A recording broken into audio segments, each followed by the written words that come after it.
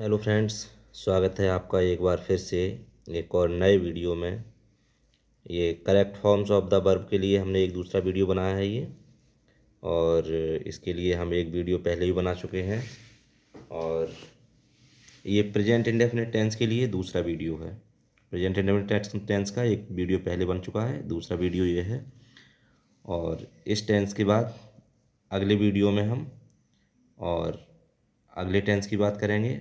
तो चलिए इस टेंस पर आज हम बात करते हैं, प्रेजेंट इंडेफिनिट टेंस पर, और इसके जो फॉर्म्स हैं वो किस तरह से यूज करेंगे, क्या रूल्स हैं इसके।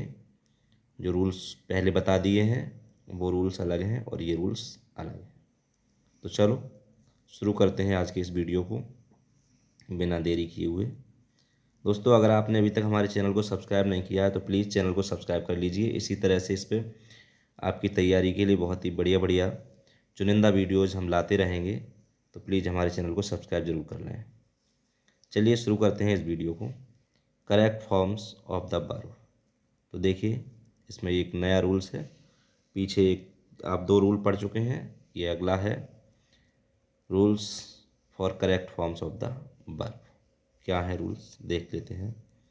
तो इसमें सबसे पहले दिया हुआ है, जब खाली स्थान से पहले let, make, see, here, would rather अथवा हैड बेटर हो।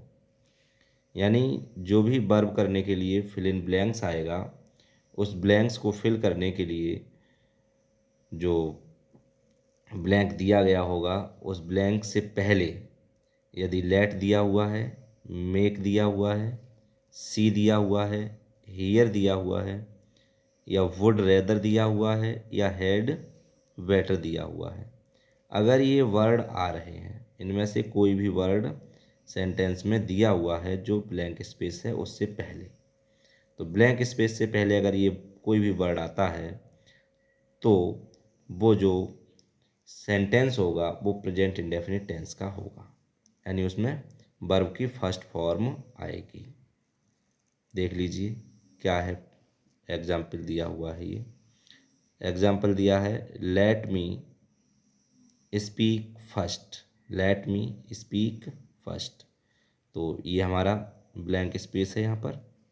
तो ब्लैंक स्पेस से पहले लेट दिया हुआ है, और ब्लैंक स्पेस से पहले अगर लेट दिया हुआ होगा तो वर्ब की फर्स्ट फॉर्म आएगी। यही रूल हमने अभी पढ़ा है कि जब भी क्या है, ब्लैंक स्पेस से पहले लेट, मेक दिया, देख एक बार फिर देख लीजिए, जब खाली स्थान से पहले let, make, see, here, would rather, had better हो तो वर्ब की फर्स्ट फॉर्म आती है। ठीक है, तो इस तरह से यहाँ पर लेट दिया हुआ है तो इसकी स्पीक की फर्स्ट फॉर्म ही आएगी। ये सेंटेंस हमारा बन जाएगा, लेट मी स्पीक फर्स्ट। कुछ भी चेंजिंग नहीं होगा, केवल यहाँ से ये हमारे ब्रैकेट हट जाएंगे। नेक्स्ट देख लेते हैं। नेक्स्ट हमारा सेंटेंस है, you had better. You had better tell nobody about it. तो हैड बेटर आ गया, ये ब्लैंक स्पेस है, इससे पहले हैड बेटर आ गया, और जब भी हेड बेटर आएगा तो वर्ब की फर्स्ट फॉर्म आएगी। वर्ब की फर्स्ट फॉर्म आएगी, तो ये टेल है तो यहाँ पर ये टेल ही रहेगा। टेल दिया है तो टेल ही रहेगा, तो ये हमारा सेंटेंस सही हो जाएगा, केवल ब्रैकेट हट जाएंगे, बाकी सेंटेंस हमारा सही है। अगला देख लीजिए example, the teacher made us write an essay. The teacher made us write an essay, तो इसमें ब्लैंक स्पेस है, ब्लैंक स्पेस से पहले मेड दिया हुआ है, मेक की सेकंड फॉर्म दी हुई है, तो यानी का मतलब मेक आया हुआ है। स्पेस, ब्लैंक स्पेस से पहले मेक जब भी आएगा तो वर्ब की फर्स्ट फॉर्म आएगी। तो राइट है तो राइट ही रहेगा यहाँ पर, केवल ये ब्रैकेट हट जाएगा, बस ब्रैकेट हट जाएगा, बाकी सेंटेंस में कोई परिवर्तन नहीं होगा। The teacher made us write an essay.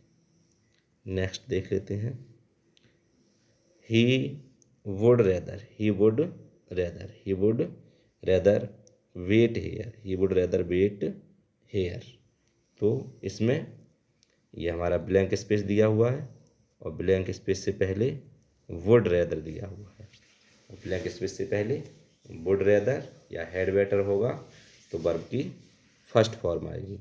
तो इसमें भी हमारी वर्ब की फर्स्ट फॉर्म ही रहेगी, केवल यहाँ से ब्रैकेट हट जाएगा, सेंटेंस जैसा है वैसा ही रहेगा हमारा। ये बन जाएगा हमारा he would rather wait here. अगला देख लेते हैं। ये नेक्स्ट रूल है हमारा। रूल कह रहा है कि यदि कोष्टक में बी हो, कोष्टक में इस तरह से बी लिखा हुआ हो और इस तरह से कोष्टक में बंद, तो कोष्टक में बी हो तो is am are was were लगाओ। अगर बी दिया हुआ है कोष्टक में तो हमें बी को चेंज करके इज एम या आर लगाना है या फिर वॉज वर लगाना है। कहने का मतलब अगर उसका सेंटेंस का सेंस जो है प्रेजेंट में निकल रहा है तो इज एम आर लगाएंगे, और अगर पास्ट में निकल रहा है तो वॉज वर लगाएंगे। ये हमारा बेसिक रूल है। तो पी को हम इस तरह से यूज करते हैं। तो देख लेते हैं इसके एग्जाम्पल भी। ये दिया हुआ है हमारा you be good students, you be good students because the teachers like you. तो कहने का मतलब because the teachers like you, क्योंकि अध्यापक आपको पसंद करते हैं, क्योंकि अध्यापक आपको पसंद करते हैं। वो अध्यापक पसंद क्यों करते हैं? यू बी गुड स्टूडेंट, यानी आर आना चाहिए, यू आर गुड स्टूडेंट्स, आप एक अच्छे छात्र हैं। यहाँ पर एस नहीं आएगा, यहाँ पर student, you are good student, you are good student. अगर सिंगुलर के लिए ले रहे हो तो स्टूडेंट एस नहीं लगेगा, और अगर ज़्यादा है तो एस लग जाएगा।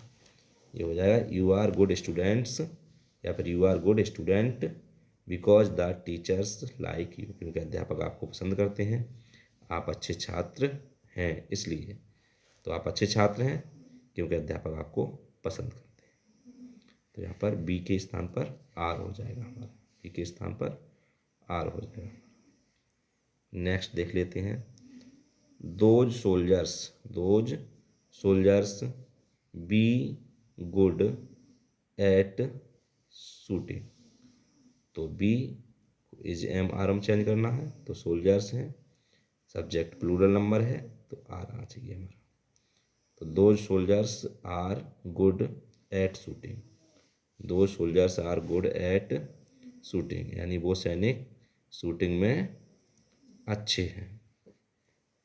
नेक्स्ट देखते हैं। ये दिया हुआ है हमारा rain be a gift of nature. तो रैन यानी बरसात, ए गिफ्ट एक उपहार है, ऑफ नेचर यानी प्रकृति का। तो rain is a gift, rain is a gift of nature, rain is a gift of nature. तो यहाँ पर बी की जो फॉर्म है वो इज हो जाएगी, यानी इज लगेगा यहाँ पर।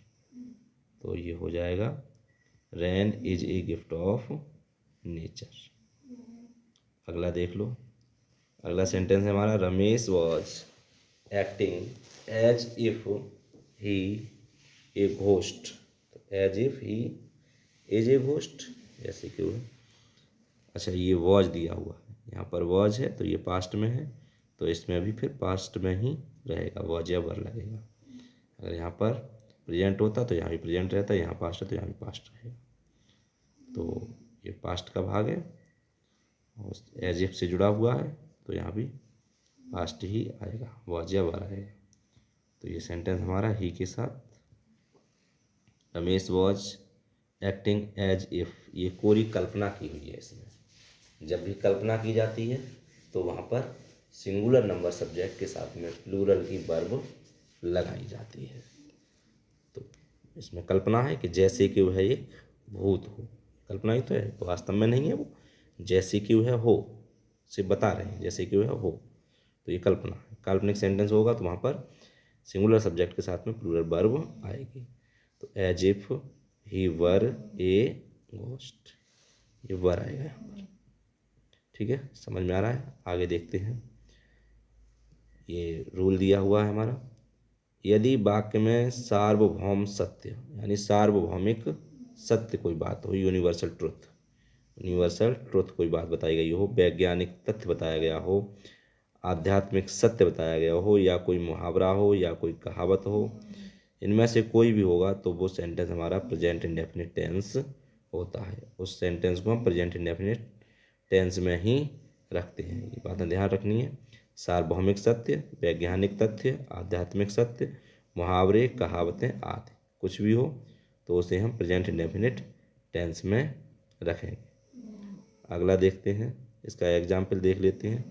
The sun in the east यानी राइज लिखा हुआ है तो सूर्य तो हमेशा ही पूरब में निकलता है, तो राइज यानी सिंगुलर नंबर सब्जेक्ट है, सन तो राइजेज हो जाएगा, यानी सिंगुलर के साथ में वर्ब में एस या एस लग जाता है। तो the sun rises in the east, ये सेंटेंस हमारा हो जाएगा, यानी राइज जो वर्ब है हमारी उसकी वर्ब में एस या एस जुड़ जाएगा, क्योंकि सब्जेक्ट हमारा सिंगुलर नंबर है और प्रेजेंट इंडेफिनिट में इस सेंटेंस को हम बना रहे हैं। तो the sun rises in the east. Next देख लेते हैं, ऑक्सीजन। ऑक्सीजन हमारा सिंगुलर नंबर सब्जेक्ट है, तो इन कम्यूशन, तो ये हमारा हेल्प दिया हुआ है, तो ये ऑक्सीजन सिंगुलर नंबर सब्जेक्ट मानेंगे हम इसे। तो हमारी जो वर्ब है हेल्प, उसमें एस या एस लगा देंगे तो हेल्प्स हो जाएगा इसमें। ऑक्सीजन हेल्प्स इन कम्यूशन, ये सेंटेंस हमारा बन जाएगा, एस लग जाएगा इसमें, हेल्प्स हो जाएगा। गॉड एवरीवेयर, और ये वर्ब दी हुई है प्रेजेंट, तो गॉड सिंगुलर नंबर सब्जेक्ट है, प्रेजेंट्स हो जाएगा, गॉड उपस्थित रहता है एवरीवेयर हर जगह, गॉड प्रेजेंट्स एवरीवेयर। नेक्स्ट देख लेते हैं, फॉर्च्यून। फॉर्च्यून फेवर दिया हुआ है, सब्जेक्ट हमारा सिंगुलर है फॉर्च्यून, तो इसमें फेवर्स हो जाएगा, एस जुड़ जाएगा, तो फॉर्च्यून फेवर्स द ब्रेव, यानी भाग्य हमेशा बहादुर लोगों का साथ देता है, तो फॉर्च्यून फेवर्स द ब्रेव, ये हो जाएगा।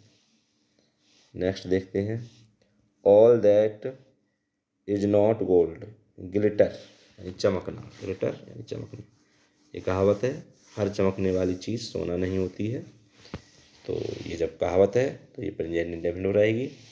तो ऑल दैट यानी सारी चीज़ें जो चमकती हैं, ग्लिटर्स, ये हो जाएगा चमकती हैं, ग्लिटर्स, ऑल दैट ग्लिटर्स, वो सारी चीज़ें चमकती हैं, वो सोना नहीं होती, इज नॉट गोल्ड। नेक्स्ट देख लेते हैं, निश्चित यानी फिक्स्ड, निश्चित यानी फिक्स्ड, स्थायी, परमानेंट, सारणीबद्ध कार्यक्रम जो होते हैं, जिस मतलब टाइम टेबल जिसमें फिक्स दिया होता है, तो फिक्स टाइम टेबल वाले जो भी सेंटेंस रहते हैं, जो भी बात कही जाती है, उसमें हमेशा हमारा प्रेजेंट इंडेफिनिट टेंस रहता है, प्रेजेंट इंडेफिनिट टेंस रहता है हमारा। तो देख लेते हैं इसका एग्जाम्पल, ये दिया हुआ है, माई स्कूल यानी मेरा विद्यालय, माई स्कूल मेरा विद्यालय, रन यानी चलता है, फ्रॉम यानी से, 7:30 यानी 7:30 से, टू 12:30 यानी 12:30 तक। मेरा विद्यालय सुबह 7:30 से और 12:30 तक चलता है, 12:30 तक चलता है, तो ये सारणीबद्ध है, कार्यक्रम सारणीबद्ध है, तो इसमें जो है हम प्रेजेंट इंडेफिनिट टेंस लगाएंगे। तो माई स्कूल यानी सिंगुलर नंबर सब्जेक्ट है, तो रन का हो जाएगा रन्स, तो ये हमारा सेंटेंस बन जाएगा, my school runs from 7:30 to 12:30, ये हमारा बन जाएगा। जब भी समय दिया होगा इस तरह से तो आपको प्रेजेंट इंडेफिनिट टेंस ही लगाना है। ये देखते हैं, the bus leave for Agra at 6:05 यानी 6:05 पर, सुबह 6:05 पर बस जो है वो आगरा के लिए चलती है, तो ये भी टाइम है, ये टाइम टेबल से दिया गया है, तो इसमें भी हमारा प्रेजेंट इंडेफिनिट टेंस लगेगा।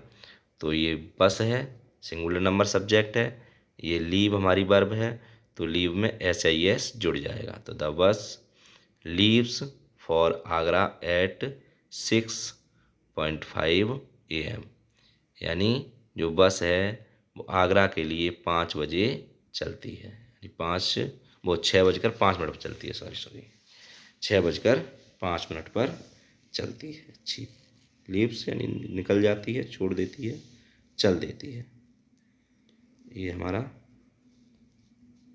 आज का टॉपिक था। तो इस तरह से ये टॉपिक है हमारा, और इसके बाद हम अगला टेंस लेकर के आएंगे, प्रेजेंट कंटिन्यूअस, और उसके बाद इसी तरह से हम ये शॉर्ट फॉर्म्स आपको बताते रहेंगे किस तरह से गोल्डन रूल्स हैं ये, जिसमें केवल आपको ये मुख्य पॉइंट ही ध्यान रखने हैं और आपके सारे वर्ब के क्वेश्चंस सॉल्व हो जाएंगे।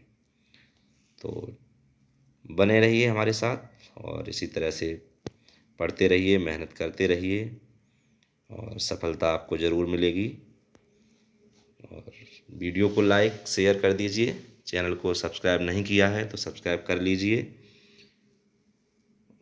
आपके लिए best of luck. Thank you, bye bye, धन्यवाद।